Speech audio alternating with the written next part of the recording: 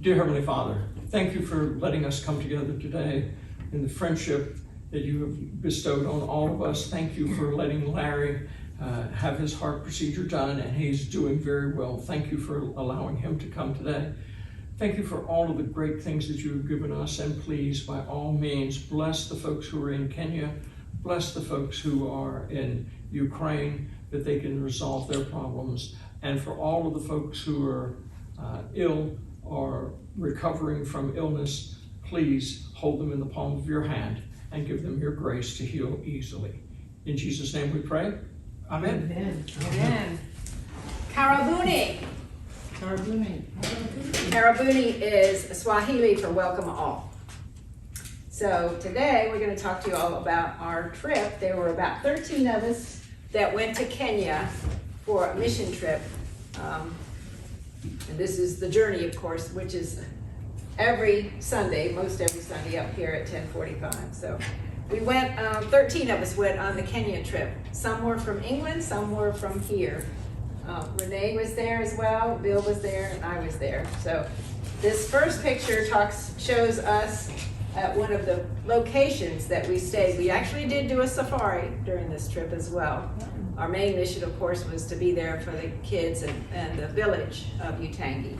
But showing a picture, you know, before I went, I really didn't even know where Kenya was. I knew it was Kenya, Africa. I mean, we hear about it a fair amount versus some other places in Africa. But it took us over 28 hours and over 8,000 miles to get there. So we flew from here to JFK, and then from JFK to Nairobi. We changed planes. Nairobi, then to Mombasa. Mombasa was our end location. The reason that we were there is because of Debbie and Paul's charity, which originally started as an orphanage. Debbie started this many years ago. She'll tell her story when she's here, yes? Can you sit down, please, because we can't see the whole screen. Oh, sorry. Thank you. Sorry about that. You're a better door than a window. So years ago, Debbie went to Kenya, and she was heartbroken over what she saw with the poverty and the children and dirt homes and so forth. So this is Debbie, spoke to God, and she said, you know, God, do something. And he said, well, you do something. So she started the Casuarina House, which was the orphanage, but now the government has said, we don't want orphanages anymore. We want kids to be in foster homes and homes. So they're trying to figure out what to do with because it is a physical house, the orphanage. Then she started the Feed 500, which she found out that local Utangi village has over 500 orphans and who don't get meals on a regular basis. So she started that. And this is a picture of Debbie and the Feed 500 Club. As you can see, the kids are outside the gate there. When we arrived, there was tons of them greeting us, and it was interesting because we left here and it was all masked and social distancing. We got there and they were all lovers. So that was the end of that. But the Feed 500, it's actually something that you know, is all by donation. They receive donations from us and from other churches and from England. Debbie and Paul are from England. So this is, Renee's gonna take over talking about things that we saw. So they sort out, first they have Bible, they sing and dance and have fun, and they have Bible study, and they sort the groups by ages. And here's Jerry Norton of our church, and he was given the job of, if they've come to Bible study, they can go to the feeding. And he was putting an A or B or C by age for the kids to signify they had gone to Bible study and could get the food. And there were mothers trying to throw, or aunties or guardians trying to throw kids over the fence. They saw him with a marker. They wanted their kid to get food, and it broke his heart. He had to give the marker back to somebody in charge because he just couldn't handle the heartbreak. That's how bad it was. And so they had a Bible lesson and a prayer and songs. Laura did songs. I did the Bible study. Can you stop just a second here? The kids, if you notice that last screen, the kids are literally this intent, this interested in what you're saying. They were. You're using an interpreter? Yes. Yeah. Right. Some of these kids do know English, most of them don't. here's this lady, this interpreter. And so we had it was the same Bible study. It was about this, we sow the seeds and some of them fall on, fallow ground, some of them. Anyway, that was the story, which they loved, and we acted it out and everything. So then you had praise music and play. And they loved the singing, the dancing, the games, and here we are. These are all the volunteers, and we have shaving cream, whipped cream on our face, and they're throwing these marshmallows at us, and the one that got the most that stuck won. And so there's me, there's Bill, there's Jerry, yeah, and they love that. They just love that. Is questions allowed? Yeah. Did you guys have this all prepared ahead of time, that what you were gonna teach and all that, or? They do. Oh, They they have- do, they okay, have just that. help them, okay. Yeah, yeah. So then here comes lunch, and this is the pot of, this feeds 500 kids. Wow, It's beans and maize, corn, and all this, and here they are, patiently waiting. And this is my sister went too, she didn't go to this church. This is Carol. And we all took turns doing this, we all took turns passing it out, and the kids are so sweet because they help one another. They bring their own little bowls. They don't have them, they've got bowls for them, but most of them bring their own little bowls, and they help younger siblings. And Jerry sat down with one little boy, and the little boy, he was teasing him, and the little boy offered up his plate, which might be the only meal that little guy is gonna get, and they still offer up. They're just the sweetest thing. And the little ones were helping the littler ones. They, that was prevalent, and they were so generous, and they weren't pushing and shoving. They were just so thankful. And see the little Muslim girl? The Muslim kids, they come to the Bible study because they're gonna get their food. Yep. And they enjoy it just like everybody else. Yeah. So. Oh, sorry. Oh, and here, at the end of the day, 1/4 of the kids, we do this every week, and each week 1/4 of the kids gets enough maize and wheat flour to take home, and they feed the family all month on that. So this also ensures that they let their kids come to this Bible study. And they work with the city or whatever the government, local government is, to identify the very poorest of the poor. oh, okay. How do they determine a quarter? I mean, if a quarter of the kids get it this week, how do they know it's a different group next week? Oh, They have a list. They have a list, yeah. And they actually call out names. So Yeah. this little boy is coming to pick his, and see all the kids standing along there. If your name's called out, you come out. So Otherwise, you got these names from the government, you said? Right, Oh, they They work got with a the list local every week. government, okay. yeah. And that's how they pick the 500 Right. off this list, and then they divide up the Oh, 500. So this whole property is gated off, so only certain people can come in. Yeah. Okay. Come into the game. Okay. So they were fascinated by our hair. And so really started, this picture doesn't exactly show it, but they started with Carol and just touching her hair. So she allowed that, see? Yeah, So then they see how touched more. close he's sitting. Like I said, Yeah. we were all social distancing. The minute you sat down, they were like. They wanted to be near you. They would go like. And they touched your You skin had to too. give that up real Yeah, quick. they touched your skin too, because that was different. So they fed, and once they got to braiding my hair, I finally said, that's it. They were doing all sorts of stuff. But they just loved our hair. It was soft, even if it was dark, it was softer. So, yeah, it was fun. Okay, so here I am this is my sponsored child, Jennifer Chibo, and this is in their worship area in the school, on the 3rd floor of their school. It's just wonderful little area. There's no air conditioning or anything. They've got slatted windows, the air goes through, but that's it. And I wanted to talk about her because this is her first year in school, in secondary school, her first sponsorship, and she's so excited. But she doesn't speak, she's very, very shy. She doesn't speak English very well. But the kids, like at the Casarina house that have been, or the older kids at this school that have been exposed to this teaching, exposed to all this, they are so outgoing. They're just glowing. They're just willing to speak to anybody and everybody, and they speak very intelligently. And that's what you get when you go from never having had that to some of these kids that are The transformation in the kids, and we saw one girl who striking.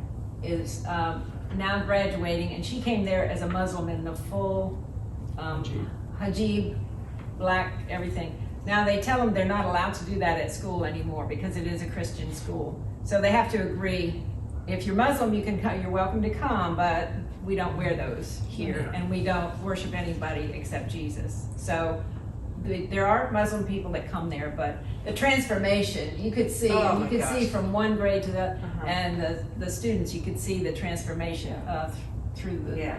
school. She's smiling there, but she's not outgoing at all, Now, really. is this ongoing all the time and you guys just came for a week or something, or is it just a one-time thing a year? This school, it's a high school. Oh, it's a This is school. a high school here. So, We're at a okay. high school. That's where these folks next Yeah. week, they run this place? Yes, The they run people- the orphanage, the high school, the 500 feeding, And how often do they do the 500 feeding? every Saturday. Every Saturday. That's great.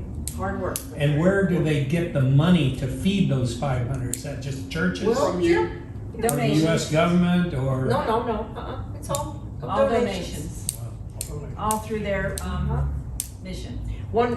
She talked about one time, they had just gotten a donation, she was able to give each kid an apple.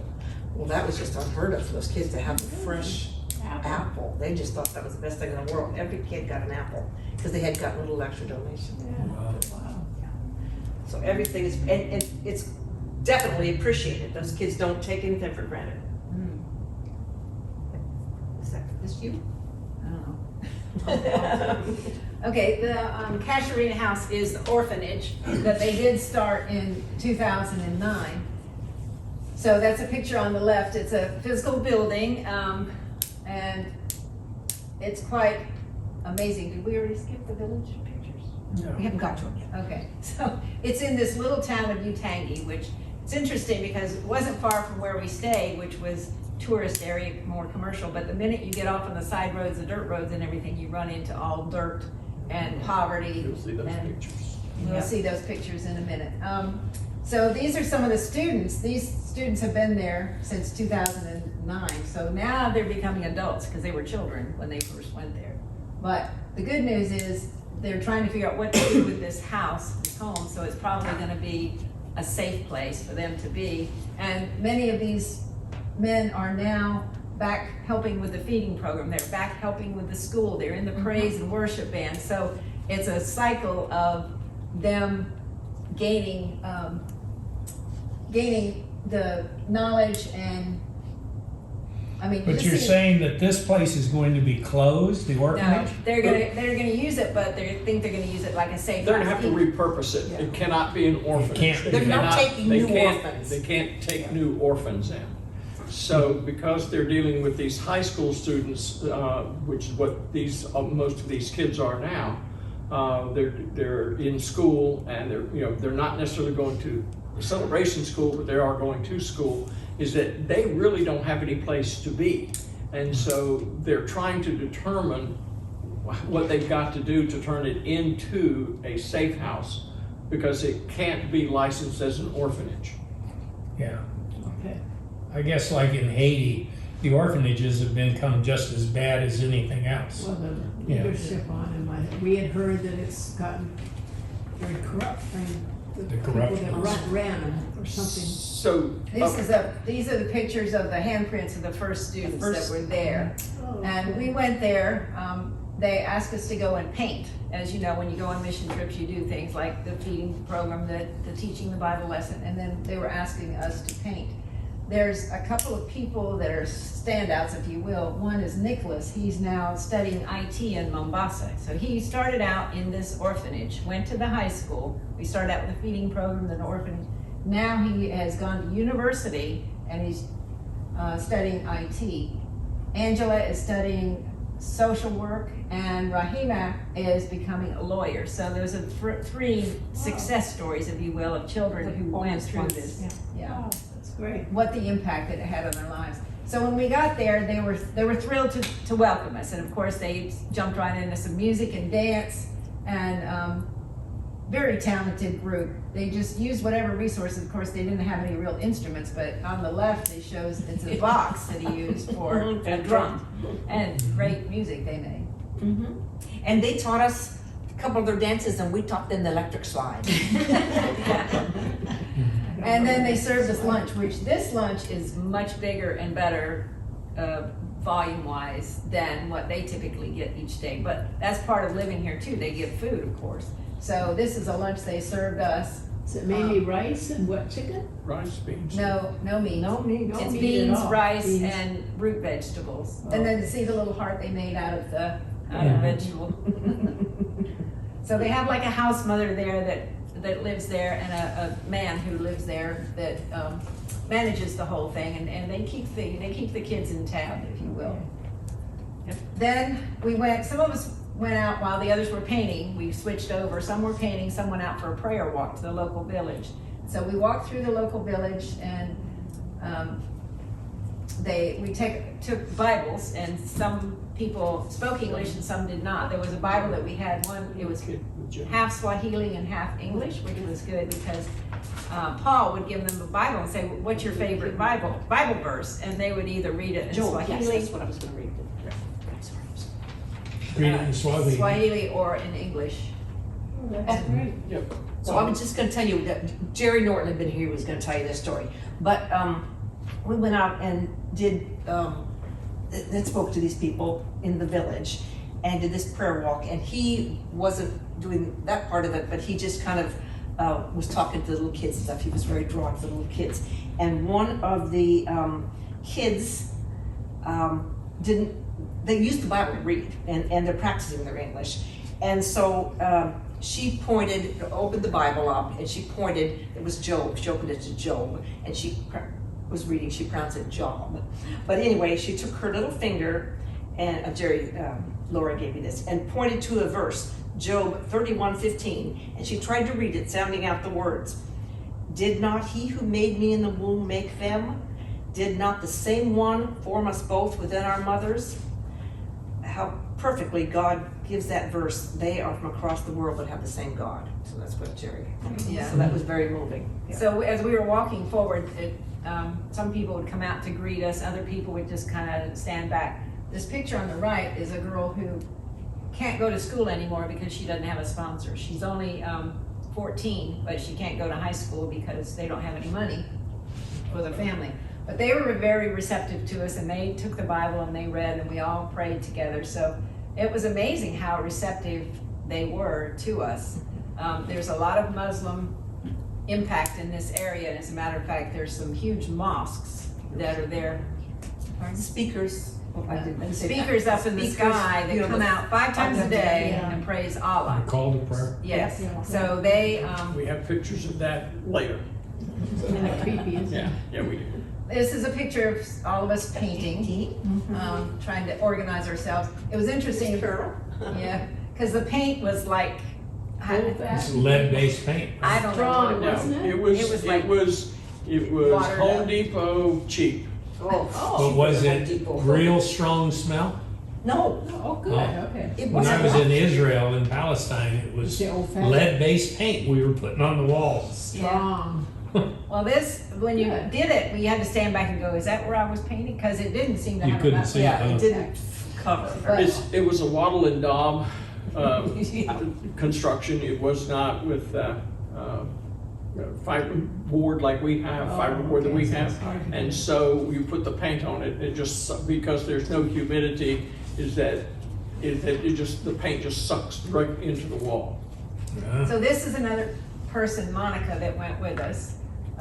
And Renee wants to tell a little bit about Okay. Monica. She was hoping to be here today, but she Yeah, she couldn't. couldn't be here. So Monica, yeah, she doesn't go to our church, although she comes every once in a while.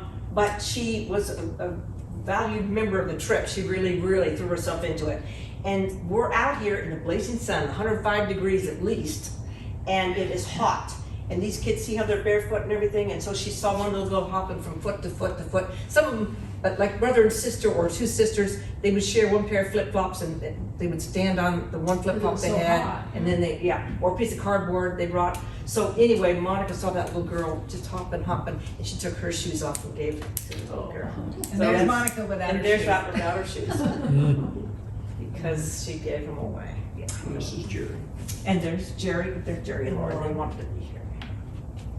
Yeah, Yeah. so that's the young Eliza that they sponsor. Mhm. And the reason she's dressed like that is they did a sponsor day and they did some native dance and music for us. So she's still got some of that Yeah. makeup on. And this is her mom, which they bonded right away, the family. So we got to meet the family if there was any family. Most of the time it's the women, it's not the men. And that's not because they're at work during the day, it's because they're probably not even in the household.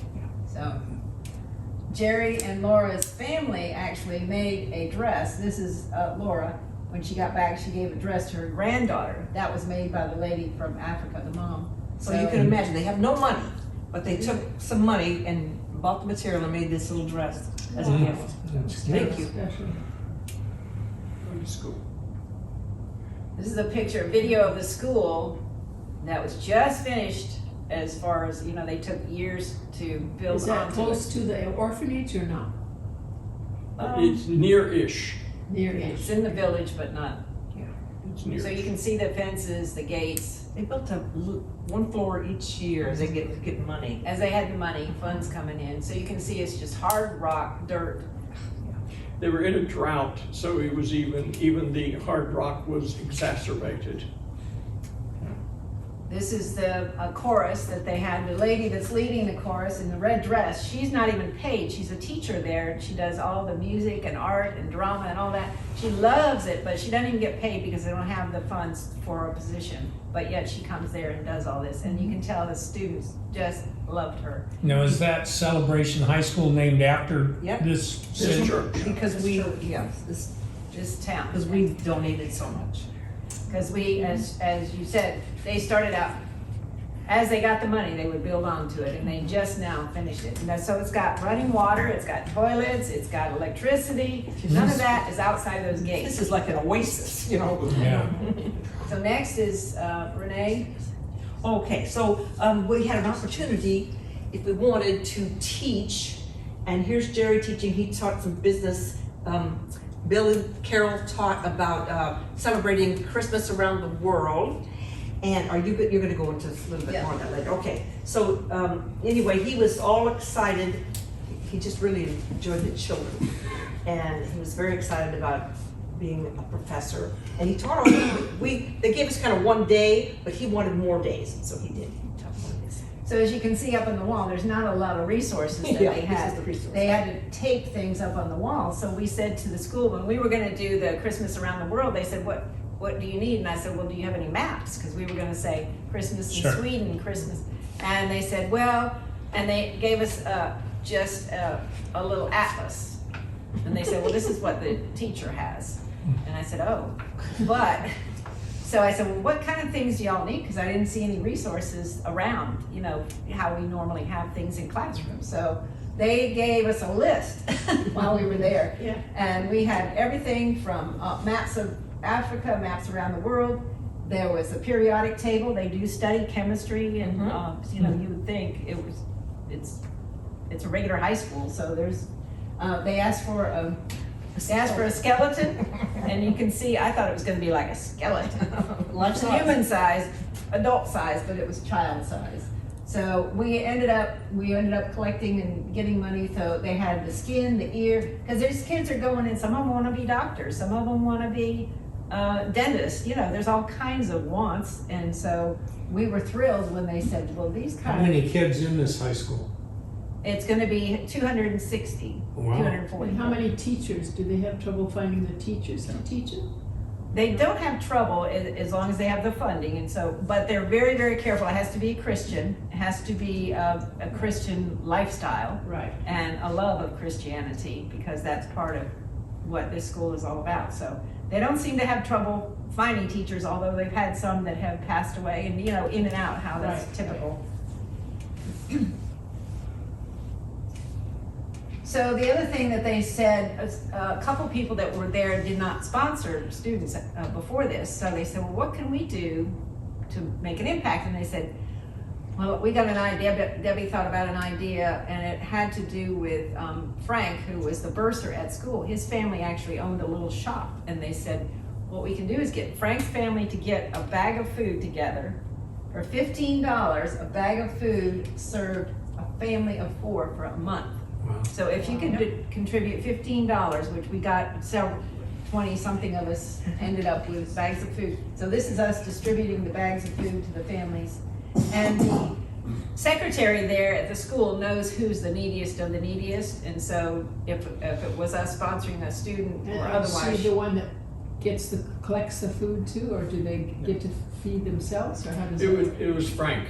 Frank's family owns the store, and Oh, he's there yeah. at the school. So when they decided this is what they wanted to do, then he went to his store or his family's store, and they purchased all the food, brought it to the school, and then distributed it in these bags that you see. Oh, And That bag, that's enough food for So a family. people bag gave is to full of his food. store.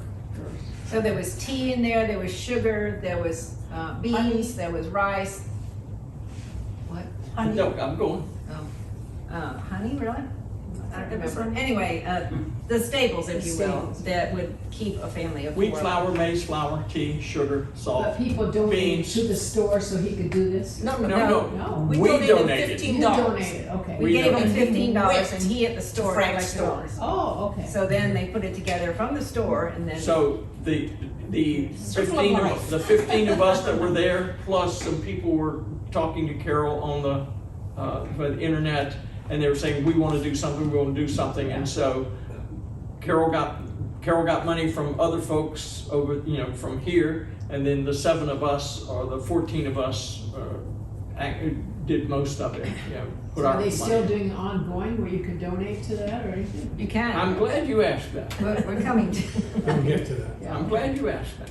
So it only really, when you break it down, $42 a month is what it takes to sponsor a student in high school, which is $500 a year or $2,000 total because it's 4 years of school. So that seems very reasonable because they get everything. They get food, they get cost of uniforms, they get shoes, they get books, they get obviously the training, they get a Meals. meal a day. So, and there's so much to being connected to the school. It's a real Lynn. impetus to the community there. So you don't feel there's, I know this is gonna sound odd, but is this money really getting to these kids? Yes. Okay, because that's the Every biggest penny. problem, like Haiti, you don't even know if the money's getting to the kids anymore. Because everybody started an orphanage and every orphanage is corrupt, and that's probably why they're killing the orphanages. Yeah. Is the corruption is so bad that it's, the money's just being scarfed off. Yeah, we can only speak for this orphanage, of course. Yeah. Yeah, well, that's all I need is, So the good It's news living is, the coast? the good news is Yes. it's a very small mission. It's just Debbie and Paul, and she watches that, the funds very carefully. no, that's And good. they I'm live just very, asking. very frugally, very frugally. Yeah. They didn't always have electricity, but they do now, but they Right. didn't always. And Frank, who is the bursar at the school, she met him when she first went over there. He was a tuk-tuk driver, which is the three-wheel Sure. things that go around. And she said he took care of, he was an angel to her because she was there, a single woman, white woman, trying to get through all of this in Kenya, Africa. And she said that he was her protector, he was her guide, he was loyal to her. And so she said once she got the school established, she said, I want to hire him because I trust him, I can rely on him, he's faithful, and he is very dedicated to the students and to Debbie and the mission. So you can tell, and the students, I mean, the other staff members are like that too. It's just incredible.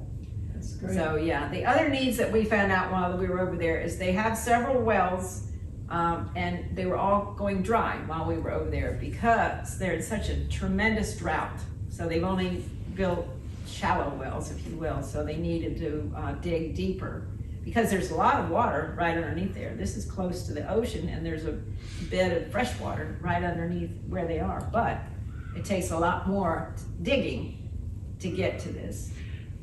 It was saltwater intrusion, is that there were the shallow wells because of the drought, is that they were pulling more water out, and so the salt water comes in, so they need to go down about another 100 feet in order to get to fresh water again.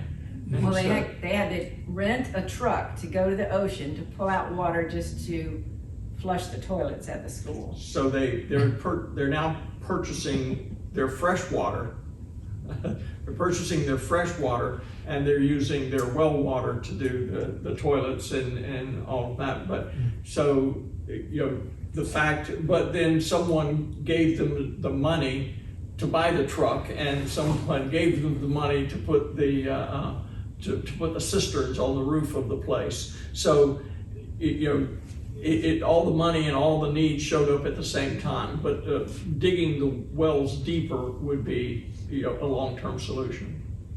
Well, this is a God spoken mission in my mind. You know, Debbie and the whole of the staff and the teachers and everybody there are very, very focused on God as their source, because that's who is providing all of this, obviously. So we as a church have, we support them individually as sponsors, some of us, and we support them as a church also out of the mission fund. So there's ways to give online, and you can just do it directly online through our giving page.